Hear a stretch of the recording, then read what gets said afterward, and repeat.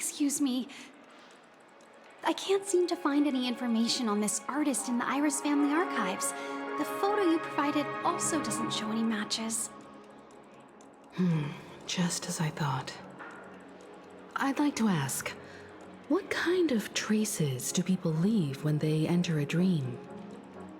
Are you referring to the records when you enter the dream pool? The equipment will monitor physiological indicators such as heart rate, blood oxygen levels, and body temperature in real time. This data will be included in statistics and handed over to the family for the screening of any data anomalies. Immediate action will be taken once any illegal behavior is detected. Please rest assured, your vitals are monitored in case of emergencies, allowing us to wake you if necessary. This is all for the safety of our guests. Can I trouble you to access the records? I apologize. The hotel does not have access. This information is managed by the Bloodhound family. We can only gain access if there's a problem. Looks like nothing can be found here. At least we know who to look for next. We can ask the Bloodhound family for information. Thank you for your assistance, Miss Allie. By the way, is Miss Robin doing fine? We are looking forward to her performance. Fine? What does that mean? Is there something wrong with Miss Robin? The preparations for the Charmony Festival have been proceeding smoothly, so I guess things are pretty good. I believe she will be able to put on a spectacular show for all of you.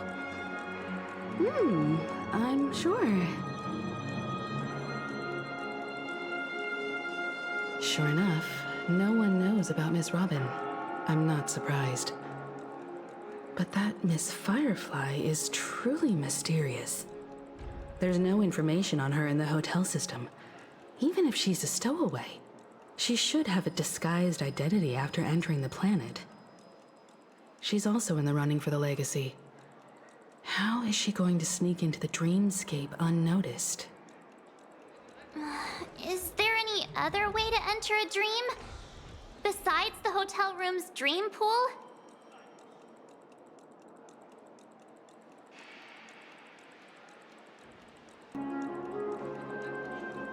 The Memo Keepers have abilities that are difficult for normal people to comprehend. In the memory zone of Penacony, they thrive effortlessly, a fact proven to us by Black Swan. The hacker girl from the Stellaron Hunters used extraordinary means to unlock the Dreamscape Hotel's seal. According to the scene witnessed by her, it is likely that they are behind Miss Firefly's case. The Garden of Recollection and the Stellaron Hunters. Both are possible, but what about the IPC? Since they want Penacony all for themselves, they're bound to have a plan. Who are you guys? The Bravo team has arrived at their designated position, ready to execute armed evacuation operation. Boss, get moving! Armed evacuation? Boss, are you drunk? What do you know? It's more efficient this way. Just don't let the director find out. Act first, report later. Understood? Help! Help me! I spent all my year-end bonus on the snowball! I don't want my name on the department's major disciplinary notice! Hey, check it out! That voice. Could it be the IPC workers from Bellabog? To all guests, the IPC will be conducting special operations within the hotel. Please follow the staff in charge of evacuation to the designated safe zones, or compulsory measures will be enforced. I'll request a beating for you lot! You've been told not to drink during work hours. Take him back to the hotel room. I'll organize a meeting later to properly go over how this incident report should be written. Miss Topaz? I never thought I'd run into you on Penacony. Long time no see, Astral Express crew. Aventurine has told me a lot about your happenings. Huh?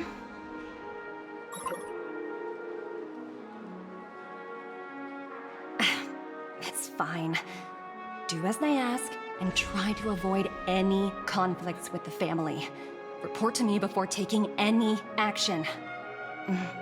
Yes, all right. As you see, the IPC isn't very popular here on Penacony. Cordiality from the family is a mere facade. The former frontier prison has turned around and cuffed its shackles on the IPC staff now. Only Aventurine, who carries an invitation, is allowed to attend the banquet. An entourage like us, we can only sit around in the reality hotel, unauthorized to even enter dreams. No wonder Aventurine's scrambling to partner up with someone. The IPC can't back him up in the dreamscape. His situation isn't optimistic, I hear. You're all helping to investigate some dirt on the family, are you not? Let me know if you need anything outside the dreamscape. The IPC always treats its partners well. Thank you, Miss Topaz. We're on our way to the Hounds to verify some intel. Perhaps you've had dealings with them? Yep. They're tailing us right now. Why not go and talk to them? It'll take the spotlight off me. Being constantly stared at is really uncomfortable.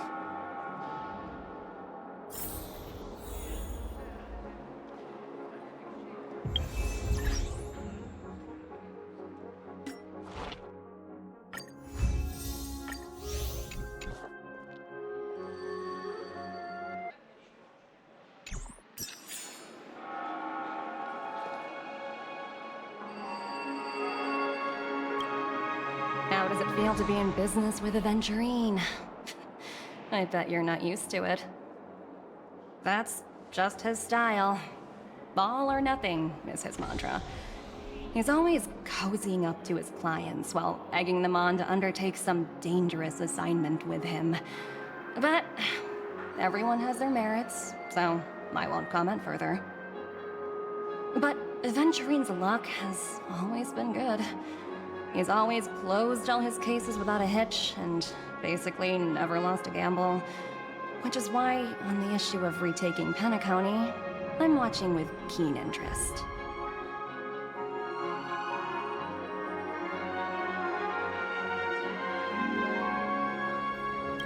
Of course. It's business after all. What's important is where you're seated at the table. As for the two cases, apologies, but I don't have much info on them either. All I can do is ask you to keep digging for more details.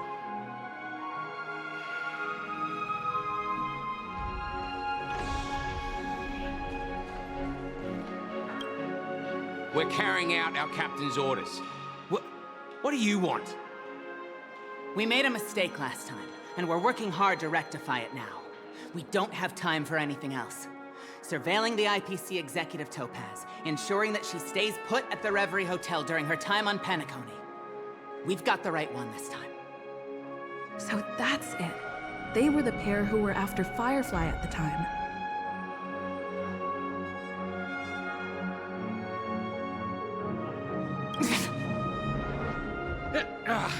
It's you again. Back for more trouble? We're not afraid of you this time. Well, spit it out. Stop bothering us if you've nothing important. So you know each other.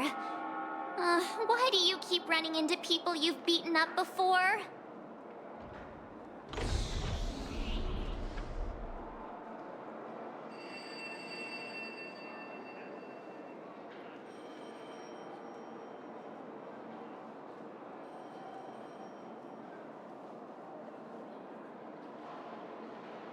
Oh, sheesh, why do you keep asking me that? We're in the middle of investigating a murder case for the family. May we speak to your captain about it? Oh, well... Hey! The security officer instructed everyone to shut their traps before he returned from Dream's Edge. What murder? You'd better stop spouting nonsense. Yeah, that's right. We have nothing to report. Please leave. Looks like they're not going to cooperate. But they did at least tell us that the captain is at Dream's Edge. Why don't we just look for the security officer then? It's probably Gallagher, the one she mentioned, right?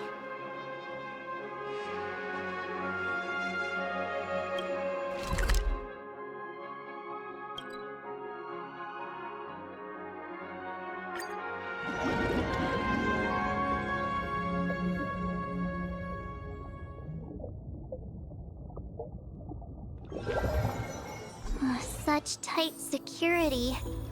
I bet they're stumped by the case as well. Gallagher. Gallagher. Where could he be?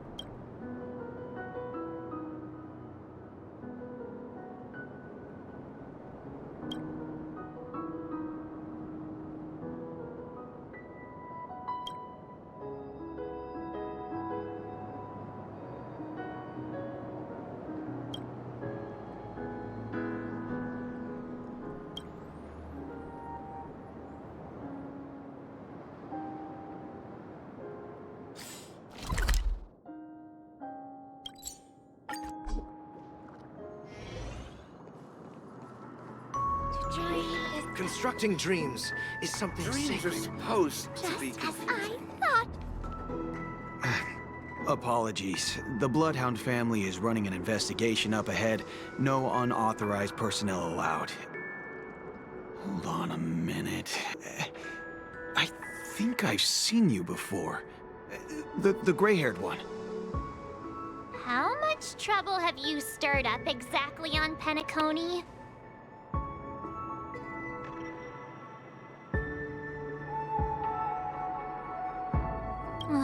You think you look alike? Wait, are you for real? Not possible. It was you the last time, yelling about some clockwork friendship while beating me up with that silver-haired girl.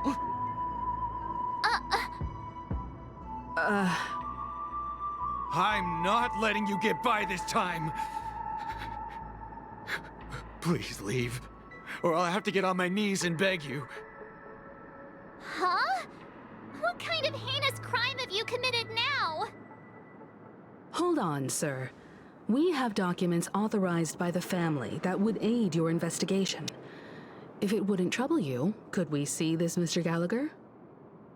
Who exactly is this Gallagher you keep talking about? There've been a few people mentioning this name. Even the one with the gray hair. He didn't send you all here? It was the security officer who dispatched us. That's all I can divulge. He'll do.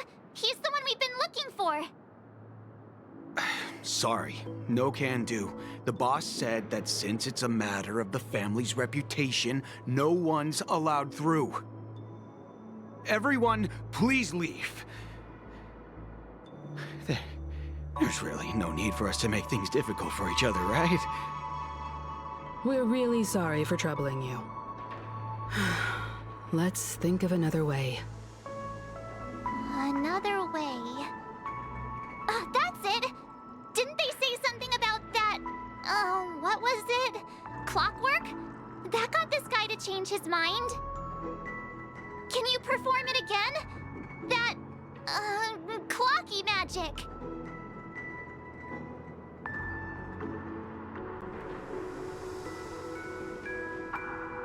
It's not bad if we're resolving a misunderstanding. Please?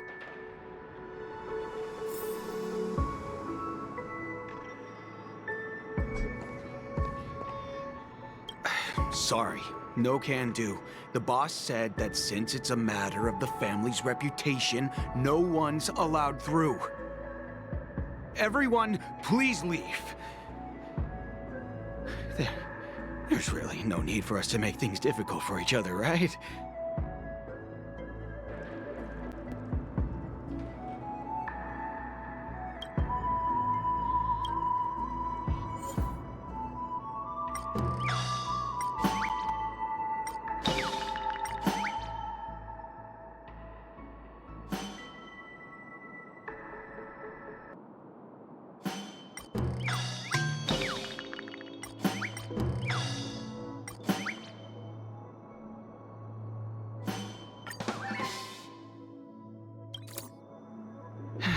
Let me see what time it is now. Whoa! It's this time already! What? Time to clock out! And no one's gonna stop me.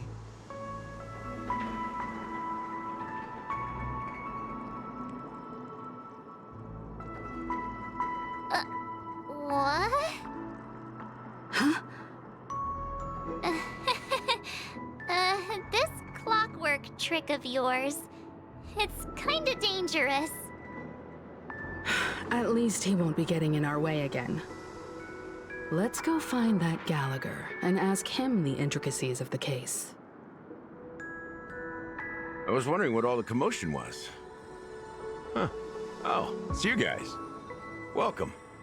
Since you made it here, what can I do for you? Hello, Mr. Gallagher, sir. Judging from your tone, it sounds like you were expecting us. Miss Himiko, you're too polite. There's no need to call me sir. Mr. Gallagher, you even know my name. Of course I do. You folks are from the legendary Astral Express and honorable guests of the Watchmaker. I had an encounter with this lady in the Golden Hour. I remember that little silver-haired girl was there too.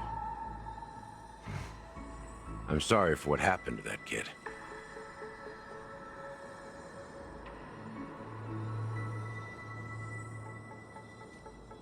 This is also the reason why we've come to visit you, Mr. Gallagher. The Express can't just overlook the death of that child. So we've decided to help the family get to the bottom of it, in the hopes of getting justice for her. The Nameless involved with the family. What an unpredictable twist of fate. Why? What's wrong with the family? It's nothing. On Penacony, everyone loves the family.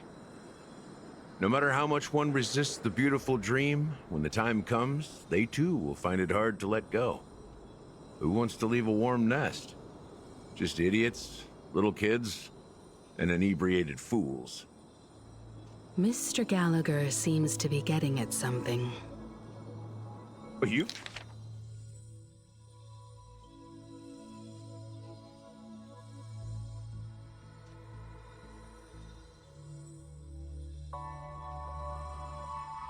You got it wrong. I'm not. You want to discuss the case? Sure. Come with me. This is not a good place to talk. Let's go elsewhere.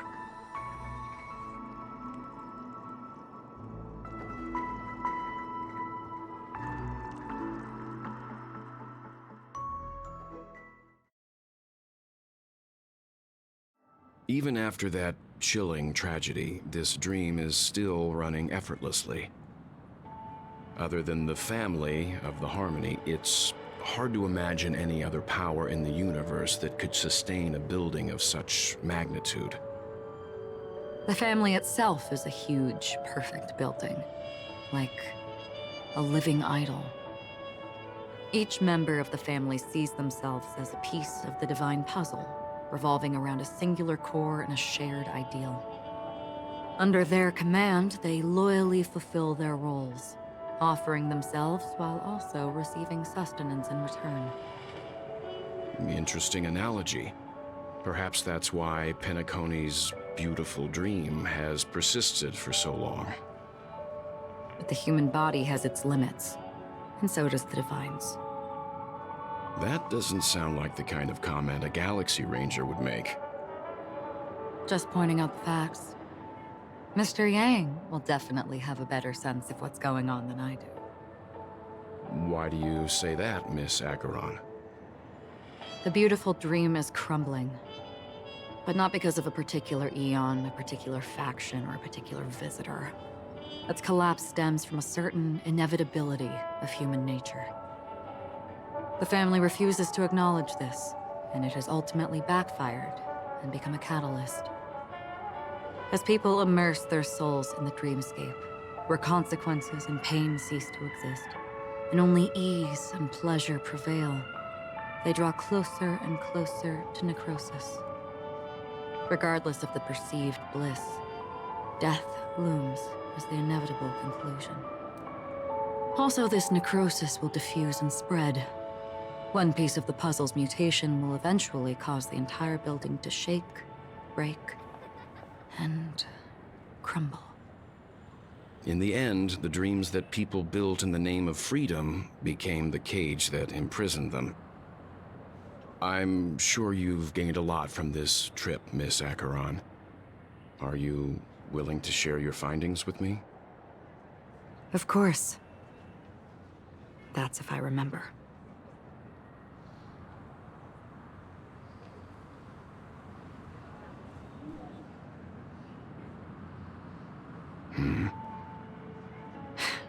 Don't mind me. It's just a habit. Owing to events in the past, I've become easily forgetful. It's only when this sword is unsheathed that those hazy memories start to become clearer. Take your time. That should do it. I vividly remember everything that occurred on Penacony. Ask away.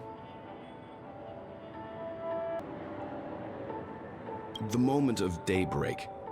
I've heard that's where the Dawn Factory, which processes the foundation of the dreamscape, is located. Behind the dreamscape's song and dance stand many imagination factories. Workers create all kinds of whimsical works day in and day out in their dreams. Then they return to reality and sleep on a narrow bed in a room. A far cry from luxury. They say it will suffice. Experiencing the bizarre and motley dreamscape is the best reward. There I encountered a young woman who had just come of age. The perfect time to indulge in beautiful dreams. Her greatest wish was to one day move to the golden hour and see the magnificent garments she had woven with her own hands. For certain reasons, her wish was difficult to fulfill. But I managed to bring her a garment.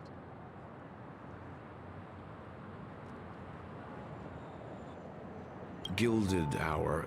It's said to be Penacony's currency center. Yes. It is a fortress-like financial city, the economic heart of the dreamscape. The Pepeshi people of the Alfalfa family are there to keep it running, sending blood that is made from money everywhere on Penacony. Everyone there is exquisitely dressed and always in a hurry. The greatest wish of the local Pepeshi people is for their future generations to work in the Gilded Hour. I've never met anyone who is willing to talk. I could only stand at the crossroads, watching crowds of people hurrying like the wind through the jungle of steel, only to deposit the alfalfa credits that they'd earned into the bank's vault. I don't know if they would open the vault door, but before I left, I witnessed a well-dressed Pepeshi person plummet from the sky, while those around him continued on their way, unfazed.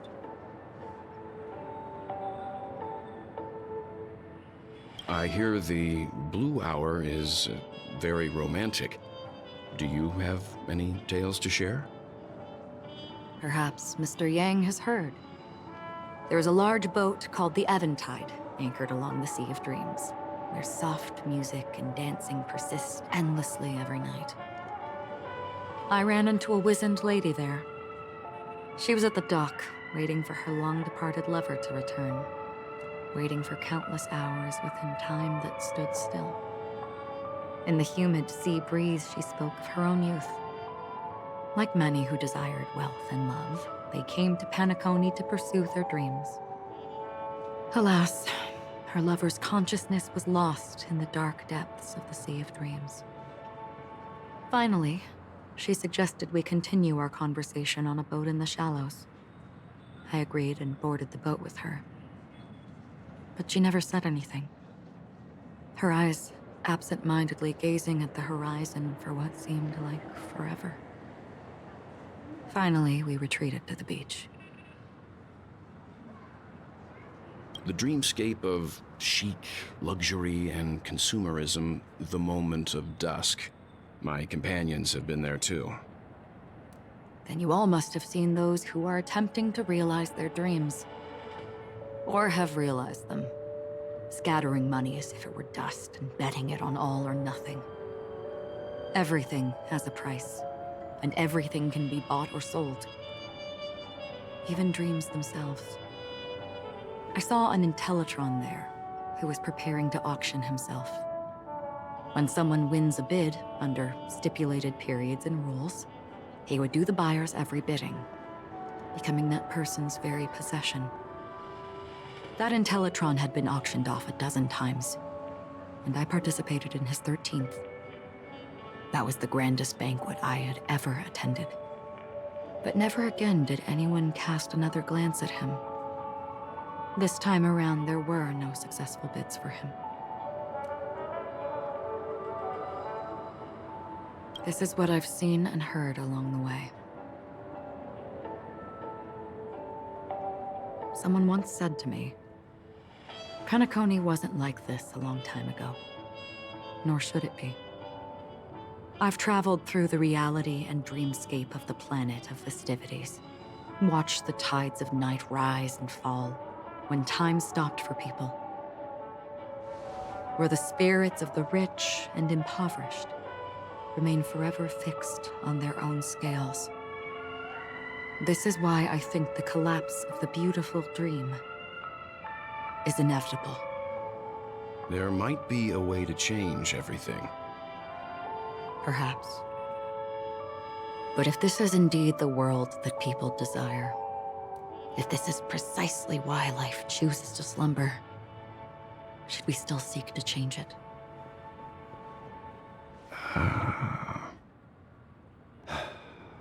Miss Acheron, now it's my turn to share a story with you. There was a man from my homeland who, at a time when the world was grappling with deep, unhealable pain, made a choice. He wove together the dreams of everyone in the world, linking people's dreamscapes, and shouldered this burden himself. From this, he created a giant, a spiritual atom. And since that moment, the giant stood between heaven and earth, becoming the pillar of the world's existence.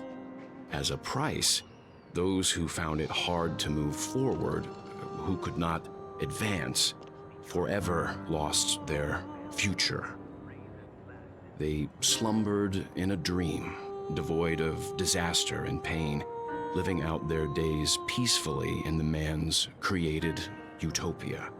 And it is because of the wishes of those people who wished not to awaken that this spiritual atom became unbreakable. And yet, you stand here right now, which also means that man failed. Because people must always move towards the future. Even if human weaknesses make them pause when they truly cannot move forward, humanity will eventually seek a way to save itself.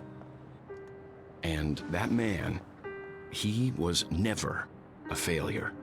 Like everyone in that world, he etched the possibilities of human nature into his heart.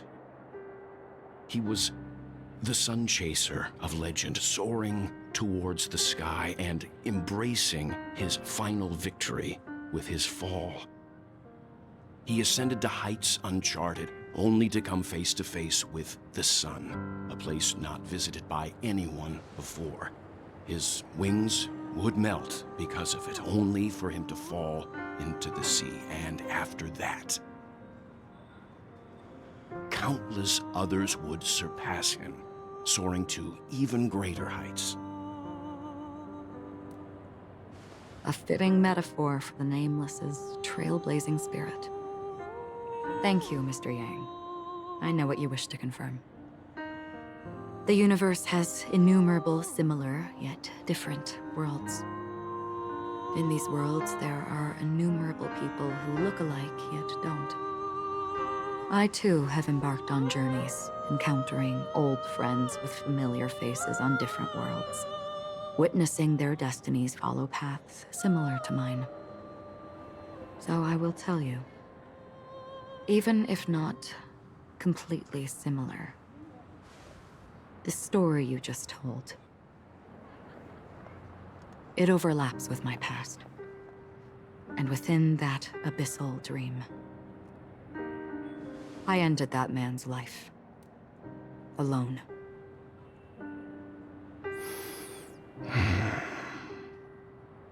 I am not who you think I am. Nor will my home be as fortunate as your world. I am sorry. It's fine. I don't mind, so long as I can alleviate your suspicions. There's something I still wish to know, Miss Acheron. Under that representation of the hunt, exactly what sort of power is it that has motivated your solitary journey thus far? Mr. Yang, before answering that question, I wish to continue the previous topic. I like your analogy very much. Indeed, birds are born to fly. But in a distant past, their ancestors could only gaze at the sky in envy. They saw that faraway ray of light from above the heavens, piercing through the clouds and blanketing the earth. And so, time and time again, generation after generation, the birds spread their wings and took to the sky, attempting to touch its ceiling, all because the sun was there.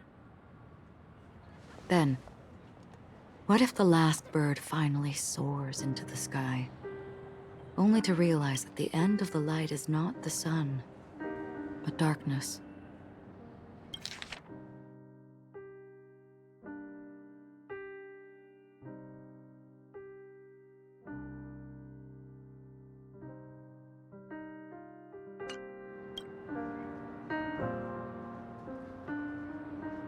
Then why, exactly, do we even walk towards the light?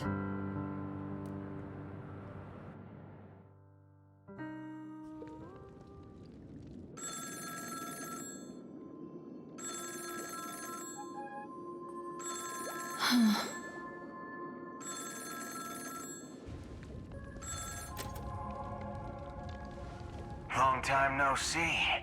Having fun on Penacony? Acheron? This voice, it's not Constance. Could it be her companion? Though I don't know exactly what you are, or what you're up to, my bullets will find you. Until then, you best find a casket store on Penacony and ask the owner to reserve a good quality casket for you, imposter. Imposter? I see. She gave my whereabouts to someone who's tracking Acheron too. Who are you? Huh? Did I make a mistake? Who the heck are you? I'm the Garden of Recollection's memo keeper. Not bad. This is the kind of tough challenge I like. You that imposter's bodyguard? never mind. It's fine. I'll leave a round for you. So get that forehead clean and wait for me. I don't know what you're talking about, but you know Acheron, the Galaxy Ranger, yes? I have something to ask you. Are you asking me to write your will? Sure. Go ahead. Not quite. I only want to ask, how exactly did she become a Galaxy Ranger? She's clearly not a pathstrider of the Hunt, but you are, aren't you? Tell me, what's Acheron's deal? Sure. Heck, never thought I'd come across an ally. What a stroke of luck. Well, I'll be on Penacony soon. Memo Keeper, go buy a bottle of Donna's White Oak and warm it up. And I'll raise a glass to you. That lady's passed. Well, nobody knows. But if all you want is a simple answer, sure. You best get a chair and take a seat. That woman, named Acheron, is an emanator who should not exist.